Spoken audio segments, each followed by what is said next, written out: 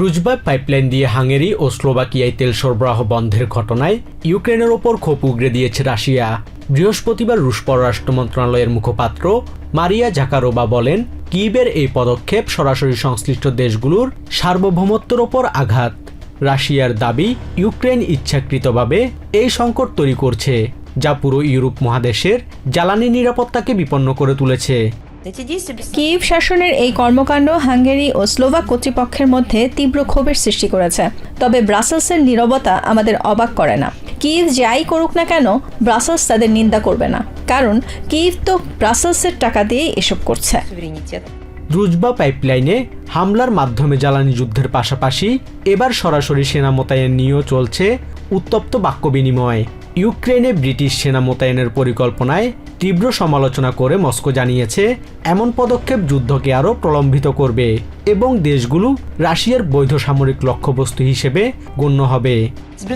ইউক্রেনে ব্রিটিশ সেনা মোতায়েন যুদ্ধ শেষ করবে না, বরং সংঘাত আরও দীর্ঘ করবে এবং বড় ধরনের সামরিক সংঘাতের ঝুঁকি বাড়াবে। যদি সেখানে বিদেশি কোনো দল হস্তক্ষেপ করে, তবে তারা আমাদের বৈধ সামরিক লক্ষ্যবস্তুতে পরিণত হবে। উত্তেজনার পারদ আরও চড়েছে ইউক্রেনকে পরমাণু অস্ত্র সরবরাহের ব্রিটিশ ও ফ্রেঞ্চ পরিকল্পনা নিয়ে রাশিয়ার তোলা অভিযোগে। রাশিয়ার পার্লামেন্টের নিম্নকক্ষ এ বিষয়ে জাতিসংঘ সহ বিভিন্ন আন্তর্জাতিক সংস্থাকে তদন্তের আহ্বান জানিয়েছে। তবে ব্রিটেন ও ফ্রান্স এই অভিযোগকে পুরোপুরি ভিত্তিহীন এবং রাশিয়ার ভয়াবহ অপপ্রচার বলে উড়িয়ে দিয়েছে। কূটনৈতিক যুদ্ধের সমান্তরালে ইউক্রেনের খার্কিভ ও কিয়েভে চলছে রাশিয়ার মুহুর্মুহু হামলা।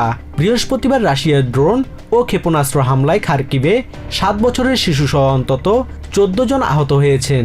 কিয়েভে আকাশ প্রতিরক্ষা ব্যবস্থা সক্রিয় থাকা সত্ত্বেও বিস্ফোরণে কেঁপে উঠেছে রাতের আকাশ। একদিকে জ্বালানি সংকট আর অন্যদিকে পরমাণু যুদ্ধের হুমকি, সব মিলিয়ে ইউরোপের রাজনীতি এখন এক চরম অনিশ্চয়তার আবর্তে ঘুরপাক খাচ্ছে। Basudebnath, TVN24 news desk.